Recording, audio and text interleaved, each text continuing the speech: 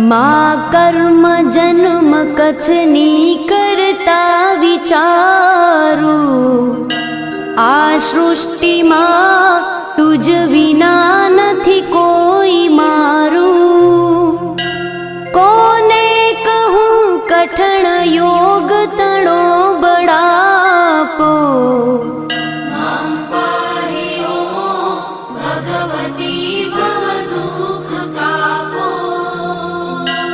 હું કામ ક્રોધ મદ મોહ થકી છકેલો, આડંબરે અતિ ઘણો મદથી બકેલો।